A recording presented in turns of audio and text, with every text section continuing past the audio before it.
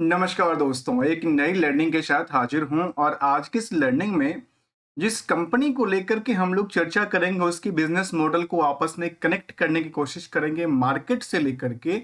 जो मार्केट का मतलब हम स्टॉक मार्केट की ट्रेंड को समझने की कोशिश करेंगे उसके बिजनेस मॉडल की ट्रेंड के बेस। आखिर क्या-क्या चीज़ लेके आती है कंपनी, कैसी कंपनी का फाइनेंशियल ट्रेंड रहा है, मार्केट की ट्रेंड किस रफ्तार में चलती है, इन सभी पहलुओं पे बैक टू बैक फोकस करने की कोशिश करते हैं। आइए जानने की कोशिश करते हैं इस कंपनी को जिसका नाम है अजंता फार्मा। और अजंता फार्मा की यदि बात किया जाए तो यदि इसकी चार्ट ग्राफ की हम एक तस्वीर को देखें तो ये कह सकते हैं कि सीधे-सीधे यदि आप इन प्राइसों से यहाँ पे अवलोकन करेंगे आज के टाइम में तो सीधे-सीधे ये दिखता है कि जो गिरावट रही है ऊपरी सतह से वो केवल 23% की रही है। और जो यदि हम इनकी बॉटम प्राइस की से कंपेयर करें अभी की सिचुएशन में तो ऑलमोस्ट कह सकते हैं जो इनकी स्टॉक प्राइस में बॉटम से जो करंट मार्केट सिचुएशन है उसमें 32% की रैली रही है। इतने की 32% की, अर्थात ये समझ में आया कि मार्केट बहुत ज्यादा गिरावट नहीं दर्ज किया है। एक सिचुएशन में गिरती पड़ती और सस्टेनेबल स्टेबल की तरफ इशारा करती देखी गई, अर्थात 23% गिरावट की यदि चर्चा करें और मार्केट की यदि एक दिन की बैंड की चर्चा करें तो ये कह सकते हैं कि इनकी एक दिन की बैंड जो है 20% का है। यदि मार्केट रफ्तार से चले तो एक ही दिन में मार्केट कवर कर सकती है अपने ऊपरी सतह से जो गिरावट दर्ज किया है उसके कंपैरिजन में। क्या कहता है इनको पार्ट बाय पार्ट समझने की कोशिश करते हैं, जहां पे यदि हम रिजल्ट प्रोस्पेक्टिव डेटा को देखेंगे, इनकी मार्केट की ट्रेंड को देखें तो ये आंकड़ा देती है कि इनकी बुक वैल्यू के मुताबिक जो इनकी स्टॉक प्राइस थी वो करीब 900% ज्यादा अप हो चुकी है। अर्थात एक तरफ से ये लगता है कि बुक वैल्यू के मुताबिक जो मार्केट है काफी तेजी से वैल्यूबल कह सकते हैं कि इनको हाई साइड के लिए खुलती देखी है। इसको कह सकते हैं कि महंगी स्टॉक के तौर पे बनी है, लेकिन एक्चुअली महंगा नहीं दिखता। उसके पीछे का वजह है यदि आप यदि इंडस्ट्रियल की बाकी कंपनियों के आधार पे कंपेयर करते हैं इस कंपनी को तो लगता है यार ये छोटा सा पार्ट्स नॉन ऑन एवरेज अभी उसी पैदान पे खड़ा है जहां पे बाकी कंपनियां की रेस क्रिएट करती है। यदि इस कंपनी के आप नेट इनकम मार्जिन को देखें तो हमने नेट इनकम मार्जिन के लिए क्या किया, हमने देखा कि टोटल रेवेन्यू कितना था और total other source of income कितना था, इन दोनों को ऐड कर दिया और जो कंपनी ने प्रॉफिट दर्ज किया है हमने उसको परसेंटेज में कन्वर्ट कर दिया। तो हमारे सामने ये लास्ट 12 महीने की डेटाबेस में 19% की परसेंटेज दर्ज। तो हमें ये भी जानना जरूरी पड़ेगा कि जो 19% की सेविंग है वो क्या इसी कंपनी की है या इनकी जो पीयर्स कंपनी है जो जिसमें कह सकते हैं कि शन फार्मा हो, सिप्ला हो, डेक्टर डेडिस हो, मैनकाइंड फार्मा हो, क्या इनका भी सेम डायरेक्शन क्रिएट करते देखी गई है। आइए पार्ट बाय पार्ट थोड़ा और आगे बढ़ते हैं। और जहां तक डिविडेंड की ट्रैक रिकॉर्ड मेंटेन करती है, आरओई आरओसी की आंकड़ा भी 23% से लेकर 31% तक रिटर्न कहती है। प्रमोटर का डिमेरिट ये है जो प्रमोटर अपनी होल्डिंग को प्लेज करके रखा है, कितना 11%, जो होल्डिंग इसके पास कितना था करीब 68%। यदि 68% की होल्डिंग 11% निकालते हैं तो अल्टीमेटली कह सकते हैं कि इसमें से 8% आप निकाल देते, सीधा सीधा मैं राउंड ऑफ की बात करूं तो 60% की होल्डिंग तब भी इनके हाथ में है, हाथ पे पड़ी हुई है। जबकि कंपनी में इंट्रिंसिक वैल्यू की यदि बात करें तो कितना निकल के आती है 1183, इसके मुताबिक मार्केट रेस क्रिएट कर चुकी है। अब आती है फाइनेंशियल सिचुएशन को लेकर कि आखिर इस कंपनी को लेकर फाइनेंशियल सिचुएशन कैसा रहा है। और ईयर एंड ईयर बेसिस के मुताबिक आप देखेंगे इसकी चार्ट को, हम पुराने पूरे सा हिस्टोरिकल डेटा को ले लिए तो ये दर्ज करते हैं कि मार्केट में कई बार पैनिक होता है। जैसे आप यहाँ की पोजीशन को देख लीजिए, मार्केट इस रेंज के बाद जो प्राइस इसका इस प्राइस के आसपास हुआ करता था, करीब करीब कह सकते हैं कि 1400 के आसपास की प्राइस थी, वो गिर के 1100 पे आसपास आ गई थी। यदि परसेंटेज वाइज देखेंगे तो 1400 के 1100 परसेंटेज निकाल के देख लीजिए। अल्टीमेटली यहाँ जो सिचुएशन था उसके मुताबिक थोड़ा सा आपकी हमारे सामने नंबर ज्यादा बड़ी दिखती है तो परसेंटेज थोड़ा सा डाउन हो गया, क्योंकि मार्केट में असली से क्या था, गैपिंग करना था। और जब तक गैपिंग नहीं होगा तो नए प्लेयर आएंगे कैसे, ये भी सिचुएशन होती है। तो मार्केट में ये तो डिमांड सप्लाई पे चलती रहती है, मार्केट में उछलना कूदना, स्टे करना, सस्टेन करना, चलने एक मार्केट की डे टू डे की प्रोसेस। अब अजंता फार्मा के बारे में क्या क्या चीज कंक्लूड करने की कोशिश करते हैं। देखिए, बिजनेस मॉडल के बारे में कहती है, चाहे इंडिया हो, इंडिया से बाहर इनके पास बिजनेस भी है, जहाँ यूएसए में है, अफ्रीका के अंदर की बात कहती है, यहाँ पे भी इनके कारोबार चलती है, जहाँ पे ये यहाँ अपने यहाँ मैन्युफैक्चरिंग करते हैं और यहाँ से वो वहाँ पे चाहे यूएसए हो चाहे अदर कंट्री, यहाँ पे ग्लोबली लेवल पे अपनी प्रोडक्टिविटीज को बेचती है। जहाँ मैन्युफैक्चरिंग यूनिट को लेकर जिक्र करती है कि यहाँ पे मैन्युफैक्चरिंग फैसिलिटीज हैं, क्वालिटी की बात कहती है, और इन्वायरमेंटल एंड हेल्थ सेक्टर को लेकर का खास ध्यान दिया जाता है, क्योंकि इसके अलावा R&D सेंटर को भी जरूरत पड़ती है, क्योंकि मेडिकल जो सेक्टर ऐसी कंपनी ऐसी सेक्टर है जहाँ पे बिना R&D के आप नहीं कर सकते काम, बेटर काम नहीं कर सकते, इसलिए R&D भी होना स्वाभाविक सी बात है। अब सिचुएशन आता है फाइनेंशियल सिचुएशन को लेकर, आखिर इसका जो रहा उसका कैसी रफ्तार रही है।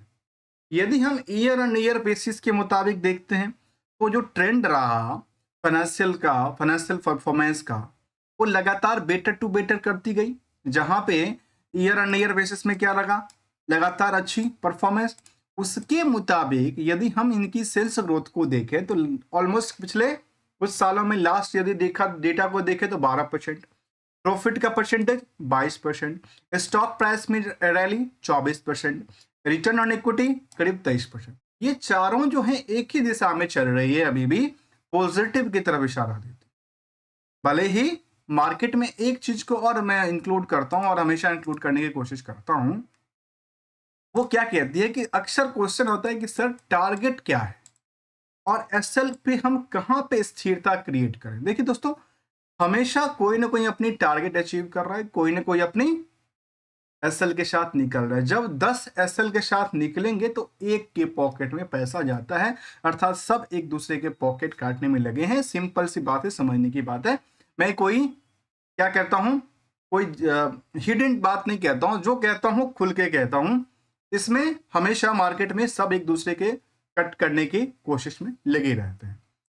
कौन कितना कट करता है वो एक अलग सी बात है, जिनके पास जितना होगा उतना कट करेंगे। फिलहाल यदि हम वाई और क्यू के हिसाब से देखें तो सामने ये दिखती है, जो इसके मुताबिक देखा जाए और इसके मुताबिक देखा जाए, हमने इसको लेकर परसेंटेज निकाला तो समझ में आया कि करीब करीब 3% की वाई में इनका ग्रोथ रेट बना था। इसके अलावा यदि क्यू के देखें तो उसी जितना उन्होंने वाई में ग्रोथ लेवल दर्ज किया, उतना ही उसकी किसमें गई, क्यू में पिटती दिखी।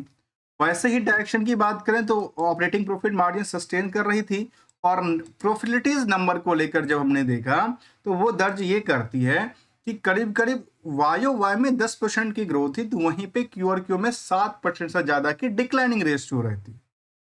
तीसरी सिचुएशन कहती है कि यदि आप अदर सोर्स ऑफ इनकम को देखें, उसमें वाई के मुताबिक 114% की रैली थी, तो दूसरा क्यू के हिसाब से 57% की गिरावट थी, सॉरी 57% की जम थी। तो ये जो डायरेक्शन था वो यहाँ पे डायरेक्शन ये कहते हैं कि सेल्स को लेकर केवल चिंता की बात रही, लेकिन बाकी चीजों को लेकर, चाहे वो प्रॉफिटिलिटीज का नंबर हो, चाहे वो अदर्स ऑफ इनकम का नंबर हो, इन सब चीजों को लेकर अप ट्रेंड जारी रही है।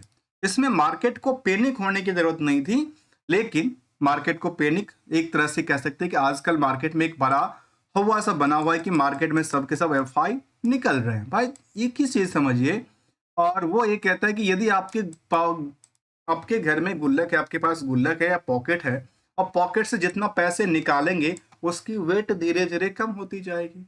इसीलिए मार्केट डिमांड सप्लाई के मुताबिक सामान तो नहीं है, उसको लेकर के रैली आती है और कई बार गिरावट का संकेत मिल जाता है।